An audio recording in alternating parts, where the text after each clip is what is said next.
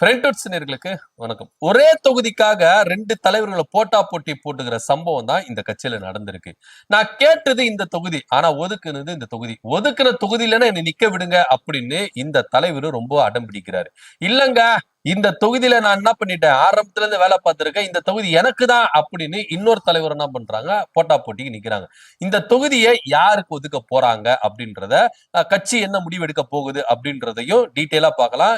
எந்த தொகுதி யார் யார் அடிச்சுக்கிறா அப்படின்றத டமால் டிமில் பாலிடிக்ஸ்ல ரொம்ப டீட்டெயிலா பார்க்கலாம் வாங்க. சென்னையில ப்ராப்பர்ட்டி வாங்கணுமா இல்ல ரெண்டுக்கு வேணுமா இல்ல ப்ராப்பர்ட்டியை சேல் பண்ணணுமா? Commercial R residential? Contact akermit.com 9384915181.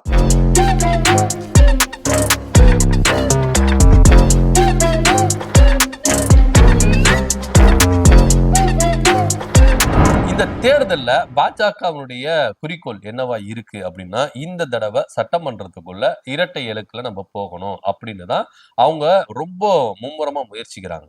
ஆனா இதுக்கு வெளியில இருந்து ஒரு தடைகள் வருது, வெளியில இருந்து ஒரு எதிர்ப்பு வருது அப்படின்னா நம்ம என்ன பண்ணலாம், எதிர்க்கட்சிகள் இப்படி சதி செய்யுது அப்படின்னு சொல்லலாம். ஆனா சொந்த கட்சிக்குள்ளேயே பல எதிர்ப்புகள் வருது, பல பிரச்சனைகள் வருது அப்படின்றதுதான் பெரும் சோகமான ஒரு கதையா இருக்கு. என்டிஏ கூட்டணிக்கு தலைமை வகிக்கிற அதிமுக 169 தொகுதியில நிக்கிறாங்க. பாஜகவுக்கு 27 தொகுதி ஒதுக்கியிருக்காங்க. இந்த 27 தொகுதியில எந்தெந்த தொகுதி அப்படின்றதையும் நேற்று தினத்துல எடப்பாடி பழனிசாமி அறிவிச்சிட்டாரு. குறிப்பா கோயம்புத்தூர் மாவட்டத்துல ஏற்கனவே அண்ணாமலை அவர்கள் என்ன பண்ணாருன்னா, சிங்காநல்லூரும் கவுண்டர்பாளையம் தொகுதியும் ஒதுக்கணும் அப்படின்னு சொல்லிட்டு அவர் என்ன பண்ணாரு, கணக்கு வச்சாரு. ஏன் கணக்கு வச்சாரு, எதுக்கு கணக்கு வச்சாரு அப்படின்னு பாத்தீங்கன்னா, கடந்த நாடாளுமன்ற தேர்தல்ல அண்ணாமலை அவர்கள் கோயம்புத்தூர் மாவட்டத்துல நிக்கிறாரு. இந்த கோயம்புத்தூர் மாவட்டத்துல நிக்கும் பொழுது குறிப்பிட்டு சட்டமன்ற தொகுதி 3 சட்டமன்ற தொகுதியில இருந்து இவருக்கான வாக்கு விகிதம் அதிகமா வருது. அவர் தோத்துட்டாருன்னு வச்சுட்டாலும் சட்டமன்ற தொகுதிக்கு, அந்த நாடாளுமன்ற தொகுதிக்கு உட்பட்ட சட்டமன்ற தொகுதியில 3 சட்டமன்ற தொகுதியில இருந்து தான் இவர் வாக்குகள் அதிகமாகுது. ஒன்னு சிங்காநல்லூர், கவுண்டம்பாளையம், கோயம்புத்தூர் வடக்கு, இந்த தொகுதிகளை மட்டும்தான் அதிகப்படியான வாக்குகள் அண்ணாமலைக்கு வந்தது அப்படின்னு, அதாவது ஒட்டுமொத்த பாஜக வாக்கு அப்படின்னு நம்ம சொல்லலாம். அண்ணாமலை பேரு அப்படின்ற ஒரு இடத்துல இருந்தாலும் இன்னொன்னு தாமரை சின்னம் அப்படின்ற ஒரு கட்சிக்காக இவங்களுக்கு வாக்கு வந்தது அப்படின்னு எடுத்துக்கலாம். சரி, இப்படியா இருக்கும் பொழுது சிங்காநல்லூரும் கவுண்டம்பாளையமும் எனக்கு வரணும். வடக்கு, அதாவது கோயம்புத்தூர் வடக்கு தொகுதி ஆப்ஷன்ல தான் வச்சிருக்காரு. மெயினா சிங்காநல்லூரும் கவுண்டம்பாளையம் வேணும் அப்படின்னு சொல்லிட்டு பாஜகவுக்கு ரொம்ப அழுத்தம் கொடுத்தாங்க. ஆனா பாஜக எடப்பாடி பழனிசாமி கிட்ட சொல்லும் பொழுது அப்படியெல்லாம் கொடுக்க முடியாது அப்படின்னு சொல்லிட்டு அண்ணாமலைக்கு எதிர்க்கணும், அண்ணாமலையை அதிமுக யாருன்னு தெரிஞ்சுக்கணும் அப்படின்ற ஒற்றை காரணத்துக்காகவே அந்த 2 தொகுதியை கொடுக்கல. ஆனா அதுக்கு மாறா கோவை வடக்கு தொகுதி என்ன பண்ணாங்க, அதிமுக பாஜகவுக்கு ஒதுக்கிட்டாங்க. நீங்க கோயம்புத்தூர்ல ஆல்ரெடி நீங்க பாத்தீங்கன்னா, கோயம்புத்தூர் தெற்கு தொகுதியில வானதி சீனிவாசன் அவங்க என்ன பண்றாங்கன்னா, கரண்ட் எம்எல்ஏவா இருக்கிறாங்க. நீங்க அதாவது வானதி சீனிவாசன் நாடாளுமன்ற தேர்தலையே கோயம்புத்தூர் மாவட்ட தொகுதியில நிக்கணும் அப்படின்னு சொல்லிட்டு அவங்க ரொம்பவே முயற்சித்தாங்க. ஆனா அண்ணாமலைக்கு தான் டெல்லி பாஜக டிக் அடிச்சது. அப்பவே 2 பேருக்கு என்ன பண்ணாங்கன்னா கொஞ்சம் கிளாஷ் உருவாயிருச்சு. யாரு பெரிய ஆளு? ஏன்னா நீங்க கொங்கு பெல்ட்ல நீங்க எடுத்துக்கிட்டீங்கன்னா அண்ணாமலைக்குன்னு சில பவர்கள் இருக்குது அப்படின்னு பாஜக தரவுகள் ரொம்ப தெளிவா தெரியுது.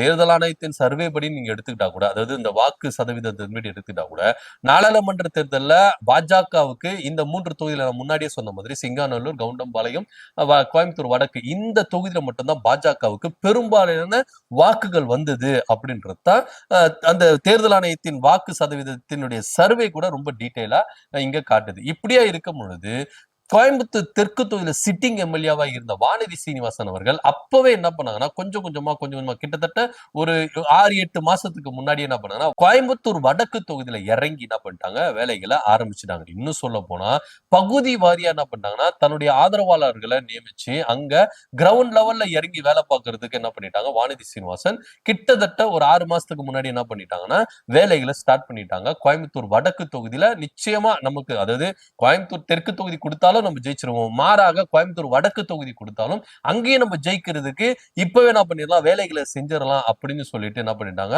வானதி சீனிவாசன் என்ன பண்ணாங்க, இறங்கி வேலை செஞ்ச ஆரம்பிச்சிட்டாங்க. ஆனா அண்ணாமலை அவர்களுக்கு சிங்காநல்லூரும் கவுண்டம்பாளையம் தொகுதி தான் வேணும் அப்படின்னு சொல்லிட்டு ஆரம்பத்திலேயே அவர் என்ன பண்ணிட்டாருன்னா ஒரு விஷயத்தை என்ன பண்ணாரு, தெளிவுபடுத்திட்டாரு. ஆனா பாஜக எவ்வளவு முயற்சித்தும் அந்த 2 தொகுதியை மட்டும் என்ன பண்ணல, கொடுக்கவே இல்லை. எப்பா நாங்க போய் எடப்பாடி பழனிசாமி கிட்ட கேட்டோம், ஆனா அவர் ஒத்துக்கவே மாட்டேங்கிறாரு, கோயம்புத்தூர் வடக்கு தொகுதி தான் அப்படின்னு சொல்லிட்டு என்ன பண்ணிட்டாங்க, அப்படின்றாங்க. ரொம்ப தெள்ள தெளிவா அழுத்தம் திருத்தமா சொல்லிட்டாங்க. இப்போ இந்த கோயம்புத்தூர் வடக்கு தொகுதிக்கு யாருக்கு சீட்டு ஒதுக்குவாங்க அப்படின்ற ஒரு போட்டா போட்டியில தான் வானதி சீனிவாசனும் அண்ணாமலை அவர்களும் மோதிக்கிறாங்க அப்படின்றத கலை யதார்த்தமா இருக்கு. ஏன்னா கோயம்புத்தூர் வடக்கு தொகுதி நீங்க எடுத்துட்டீங்கன்னா சிட்டிங் எம்எல்ஏ அவங்களுக்கு கோயம்புத்தூர் தெற்கு தொகுதியே எடப்பாடி பழனிசாமி கொடுக்கல. கொடுத்தா அவங்களுக்கு அதுதான் கொடுத்துருக்கணும். ஏன்னா நீங்க கோயம்புத்தூர்ல தெற்கு தொகுதியில கரண்ட் சிட்டிங் எம்எல்ஏவா அவங்க இருக்கிறாங்க. கடந்த தேர்தல்ல கூட நீங்க பாத்தீங்கன்னா எந்த அளவுக்கு மக்கள் நீதி மையம் அந்த ஓட்டை உடைச்சி நெருங்கி வந்தாங்க அப்படின்றதெல்லாம் நம்ம பார்த்துட்டு இருக்கோம். இப்படியா இருக்கும் பொழுது கோயம்புத்தூர் தெற்கு தொகுதியில நிச்சயமா அவங்களுக்கு பாஜகவுக்கு ஒதுப்பாங்க அப்படின்னு சொல்லிட்டு தான் எல்லாரும் நம்பினாங்க. ஒருவேளை தெற்கு தொகுதியில இருந்தாலும் சிட்டிங் எம்எல்ஏ நான் தானே, ஆனால் எனக்கு சீட்டு கொடுத்துருவாங்க அப்படின்னு சொல்லிட்டு வானதி சீனிவாசன் அவர்கள் என்ன பண்ணாங்கன்னா ரொம்ப காத்துக்கிட்டு இருந்தாங்க. ஆனா இங்க மாறாக எடப்பாடி பழனிசாமி என்ன செஞ்சாரு அப்படின்னா கோவை வடக்கு தொகுதியை பாஜகவுக்கு ஒதுக்குறாரு. இந்த கோவை வடக்கு தொகுதி பாஜகவுக்கு ஒதுக்குன்னு தான் இப்ப பெரிய பிரச்சனையா இருக்கு. இப்போ அண்ணாமலை அவர்கள் கேட்ட சிங்காநல்லூரும் கவுண்டம்பாளையமும் ஒதுக்கல. வானதி சீனிவாசன் தெற்கு தொகுதியில இருக்கிறாங்க, அவங்களுக்கு அந்த தொகுதி ஒதுக்கல. மாறாக 2 பேருக்கும் ஒரு அதிர்ச்சியை கிளப்புற விதமா வடக்கு தொகுதியை ஒதுக்கி இருக்கிறாரு எடப்பாடி பழனிசாமி. இந்த வடக்கு தொகுதி நான் நிக்க போறேன் அப்படின்னு அண்ணாமலை அவர்கள் ஒரு பக்கம் என்ன பண்ணிருக்காரு, போர்க்கொடி தூக்கி இருக்காரு. இல்லங்க, அங்க நான் ஆல்ரெடி வேலை பார்த்திருக்கேன், என் நிர்வாகிகளா போட்டு வேலை பார்த்திருக்கேன், அதனால எனக்கு அது தெரியும், நிச்சயமா நான் என்ன பண்ணுவேன், நின்னு ஜெயிப்பேன். ஏன்னா கடந்த தேர்தலையே நான் தெற்கு தொகுதியில நின்று ஜெயிச்சிருக்கேன், கண்டிப்பா வடக்கு தொகுதியில நின்று நிச்சயமா நான் ஜெயிப்பேன் அப்படின்னு சொல்லிட்டு வானதி சீனிவாசன் என்ன பண்றாங்க, போர்க்கொடி தூக்கிறாங்க. இப்ப இவங்க 2 பேருக்குள்ள ஒரு பெரிய போட்டா போட்டி முதல் ஏற்பட்டிருக்கு. இந்த தொகுதி யாருக்கு ஒதுக்குவாங்க அப்படின்னு. நீங்க என்னதான் இருந்தாலும் இந்த தொகுதி எனக்கு தான் வேணும் அப்படின்னு சொல்லிட்டு உண்ணாவிரதம் இருந்தாலும், அடம் பிடிச்சாலும், கட்சியை விட்டு வெளியவே போனாலும் முடிவு எடுக்கிறது பாஜக மாநில தலைவர் நயினார் நாகேந்திரன் கிடையாது. டெல்லி பாஜக தான் முடிவு பண்ணும். இவங்க லிஸ்ட ரெடி பண்ணி அனுப்பணும், அவங்க என்ன பண்ணணும், டிக் அடிக்கணும். இதுதான் ஒரு தேசிய கட்சிக்கு இருக்கிற ஒரு பெரிய பிரச்சனை. மாநிலத்துல என்ன நிலவரம் அப்படின்றத மாநில தலைவர் என்ன பண்ணணும், எடுத்து சொல்லி இங்க இது பண்ணணும். ஆனா இங்க டெல்லி பாஜக என்ன டிக் அடிக்குதோ, யார் பேரு டிக் அடிக்குதோ அவங்களுக்கு தான் இங்க சீட்டு அப்படின்றதுல எந்தவித மாற்று கருத்தும் இல்லை அப்படின்னு இருக்கும்பொழுது இந்த கோயம்புத்தூர் வடக்கு தொகுதியை, கோயம்புத்தூர் மாவட்டத்திலே நீங்க எடுத்துக்கிட்டீங்கன்னா ஒரே தொகுதி மட்டும் தான் இவங்க ஒதுக்கி இருக்காங்க, கோயம்புத்தூர் வடக்கு தொகுதி. இந்த வடக்கு தொகுதி அண்ணாமலைக்கா இல்ல வானதி சீனிவாசனுக்கா அப்படின்ற ரேஞ்சில இப்போ ஒரு போட்டா போட்டின்னு இருக்கு. எப்படியும் எனக்கு தான் வேணும் அப்படின்னு சொல்லிட்டு அண்ணாமலை அவர்கள் ஒரு செட் ஆஃப் டாக்குமெண்டோட என்ன பண்ணிருக்காரு, பாஜக தலைமையை அணுகியிருக்காரு. என்ன டாக்குமெண்ட் அப்படின்னா, நான் முன்னாடியே சொன்ன மாதிரி தான் கோயம்புத்தூர் மாவட்டத்துல ஒரு நாடாளுமன்ற தேர்தலில் நிற்கும் பொழுது கணிசமான வாக்குகள் இந்த 3 தொகுதியில இருந்தாலும் இந்த 2 தொகுதி கொடுக்காததுனால வடக்கு தொகுதியை மட்டும் நான் சூஸ் பண்றேன், ஏன்னா அந்த தொகுதியில இருந்து எனக்கு அதிகமா வாக்கு வந்திருக்கு, அதனால அந்த தொகுதியில நான் நிக்கிறேன் அப்படின்னு சொல்லிட்டு என்ன பண்ணிருக்காரு, ஒரு ஆக்கப்பூர்வமான ஒரு விஷயத்தை வைத்திருக்கிறாரு. இது போக ஆல்ரெடி வானதி சீனிவாசன் எம்எல்ஏவா இருந்திருக்கிறாங்க. திரும்பவும் அவங்க எம்எல்ஏவா எப்படி இது பண்ணணும், ஏன்னா நீங்க பாஜகவில் இருந்தீங்கன்னா ரொட்டேஷன்ல தான் போகணும். ஒரே ஒரு ஆள் என்ன பண்ணாரு, தொடர்ந்து பதவிகளை வகிக்க கூடாது அப்படின்றது பாஜகவுடைய அவங்களுடைய விதிகள் இருக்கு. சோ ஆல்ரெடி வானதி சீனிவாசன் எம்எல்ஏவா இருந்துட்டாங்க, நான் இப்ப எம்எல்ஏவா இல்ல, அதனால நான் முதல்ல என்ன பண்றேன், எம்எல்ஏவா போறேன் அப்படின்னு சொல்லிட்டு சென்டிமெண்டலா என்ன பண்ணிருக்காரு, அண்ணாமலை அவர்கள் அடிச்சிருக்காரு, டெக்னிக்கலாவும் அடிச்சிருக்காரு. சோ இத பாஜக வந்து என்ன பண்றாங்க, ஆல்ரெடி இவங்க 5 வருஷம் எம்எல்ஏவா இருந்துட்டாங்க, திரும்பவும் எம்எல்ஏவா இருக்கிறதுக்கு எப்படி அலோ பண்ணுவாங்க.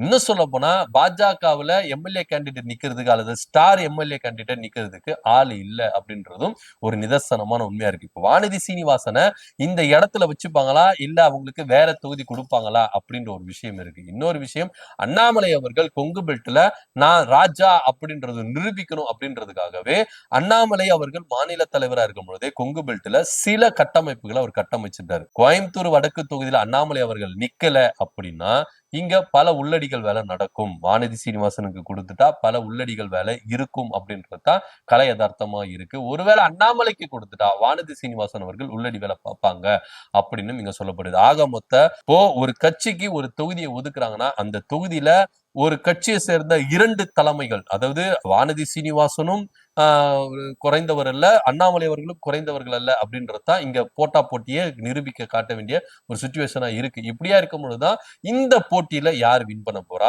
கோயம்புத்தூர் வடக்கு தொகுதி யாருக்கு போக போகுது அப்படின்னு தான் 2 பேர் என்ன பண்றாங்க, மல்லு கட்டிக்கிறாங்க. சோ இந்த மல்லுக்கட்டுல இந்த கோயம்புத்தூர் வடக்கு தொகுதி அண்ணாமலைக்கா இல்ல வானதி சீனிவாசனுக்கா அப்படின்ற ஒரு பெரும் எதிர்பார்ப்பு தான் பாஜகக்குள்ளே நிலவுது. ஏன்னா கோயம்புத்தூர் மாவட்டத்தை நீங்க எடுத்துட்டீங்கன்னா பாஜக கிட்டத்தட்ட அண்ணாமலை அவர்கள் ஒரு சில ஆதரவாளர்களை வைத்து தன்னுடைய கண்ட்ரோல்ல வைத்திருக்கிறார் அப்படின்னு சொல்லப்படுது. இன்னொரு பக்கம் வானதி சீனிவாசன் அவர்கள் கோயம்புத்தூர் வடக்கு தொகுதி நான் முன்னாடியே ஆட்களை போட்டு செட் பண்ணி வச்சுட்டேன், அப்போ நான் போய் ஈஸியா வந்து நான் பண்ணுவேன், ஜெயிச்சுட்டு வந்துருவேன் அப்படின்னு அவரும் என்ன பண்ற சொல்றாங்க. யாரா இருந்தாலுங்க டெல்லி யார முடிவு பண்ணுதோ, யார் டிக் அடிக்குதோ அவங்களுக்கு என்ன பண்ணணும், இங்க தேர்தலில் நிக்கிறதுக்கு வாய்ப்பு கிடைக்கும், அவங்களுக்கு மத்தவங்க எல்லாம் வேலை செய்யணும் அப்படின்றதுதான் டெல்லி பாஜக ஸ்ட்ரிக்டா ஒரு விஷயத்த சொல்லியிருக்காங்க. பொறுத்திருந்து பார்க்கலாம் யாருக்கு கிடைக்க போகுது அப்படின்றத. சோ கோயம்புத்தூர் தொகுதிக்காக மல்லு கட்டுற அண்ணாமலைக்கா இல்ல வானதி சீனிவாசனுக்கா இந்த தொகுதி யாருக்கு ஒதுக்கப்படும்ன்றத நீங்க என்ன நினைக்கின்றது கீழே கமெண்ட் பண்ணுங்க. நன்றி, வணக்கம்.